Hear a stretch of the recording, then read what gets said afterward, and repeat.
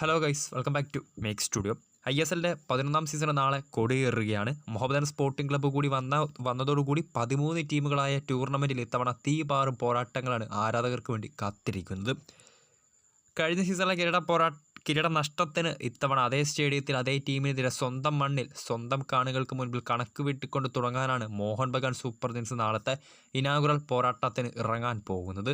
കഴിഞ്ഞ ISLൻ്റെ കലാശ പോരാട്ടത്തിൽ നമുക്കറിയാം, കൊൽക്കത്തയിലെ സോൾട്ട് ലേക്ക് സ്റ്റേഡിയത്തിൽ മോഹൻ ബഗാനും മുംബൈ സിറ്റി FC-യുമായിരുന്നു അന്ന് മുഖാമുഖം വന്നത്. അന്ന് 1-3 ഗോളുകൾക്ക് ബഗാനെ വീഴ്ത്തി മുംബൈ ആയിരുന്നു ISLൻ്റെ 10ാം സീസണിലെ കപ്പ് നേടിയത്. അപ്പോൾ അതിൻ്റെ കണക്ക് വീട്ടാനാണ് ഹോസെ മൊളീനയുടെ സംഘം നാളത്തെ ഉദ്ഘാടന പോരാട്ടത്തിൽ സ്വന്തം മണ്ണായ സോൾട്ട് ലേക്ക് സ്റ്റേഡിയത്തിൽ മുംബൈയെ നേരിടാൻ എത്തുന്നത്.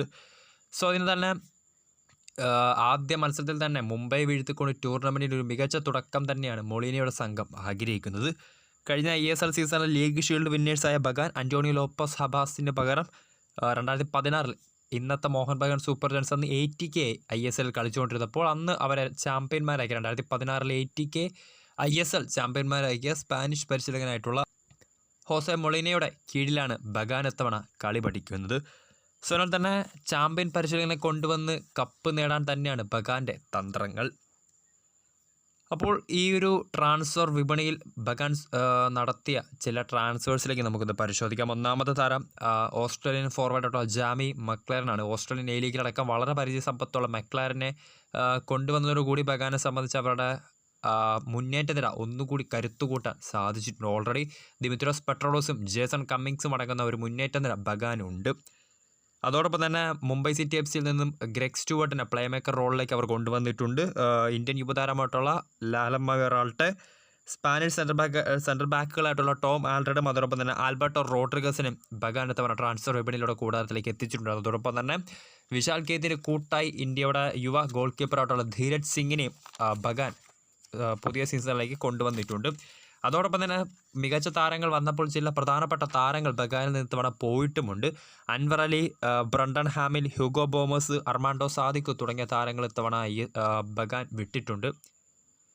അൻവർ അലി ഈസ്റ്റ് ബംഗാളിലേക്കും അതോടൊപ്പം തന്നെ ഹ്യൂഗോ ബോമസ് ഒഡീഷയിലേക്കും അർമാൻഡോ സാദിഖ് FC ഗോവയിലേക്കുമാണ് പോയിട്ടുള്ളത്. അപ്പോൾ ISL 2024-25 സീസണിലുള്ള മോഹൻ ബഗാൻ സൂപ്പർ ജയൻസിൻ്റെ കംപ്ലീറ്റ് സ്ക്വാഡ് എന്ന് പരിശോധിക്കാം. ഗോൾ കീപ്പേഴ്സായിട്ട് വിശാൽ കേത്തും ധീരജ് സിംഗുമാണ് ഉള്ളത്. ഡിഫൻസിലേക്ക് വരുവാണെങ്കിൽ കരുത്തുറ്റ ഡിഫൻസ് തന്നെയാണ്. ടോം ആൽഡ്രഡും ആൽബർട്ടോ റോഡ്രിഗസും നയിക്കുന്ന ഡിഫൻസിൽ ഇന്ത്യൻ എക്സ്പീരിയൻസ്ഡ് പ്ലെയറായിട്ടുള്ള സുഭാഷിഷ് ബോസ്, ആശിഷ് റായ്, സുമിത് റാത്തി, ദിബെന്ദു ബിശ്വാസ്, രാജ് ബസ്ഫോർ, രവി റാണ, അമൻദീപ് സിംഗ് എന്നിവരാണ് ഉള്ളത്. മിഡ്ഫീൽഡിലേക്ക് വരുവാണെങ്കിൽ ലാലം മവേറാൾട്ടെ, അനിരുദ്ധ അപ്പ, ദീപക് ടാങ്കിരി, ഗ്ലാൻ മാർട്ടിസ്, മലയാളി താരം സഹൽ അബ്ദുൾ സമദ്, ഗ്രെഗ് സ്റ്റുവർട്ട്, അഭിഷേക് സൂര്യവംശി എന്നിവരും. മുന്നേറ്റ നിരയിലേക്ക് വരുവാണെങ്കിൽ ദിമിത്രോസ് പെട്രോളോസും ജേസൺ കമ്മിങ്സിനുമൊപ്പം ഇത്തവണ ജാമി മക്ലാരൻ കൂടി എത്തിയതോടുകൂടി ഒന്നുകൂടി കരുത്തുറ്റ ഒരു മുന്നേറ്റ നിര ബഗാനുണ്ട്.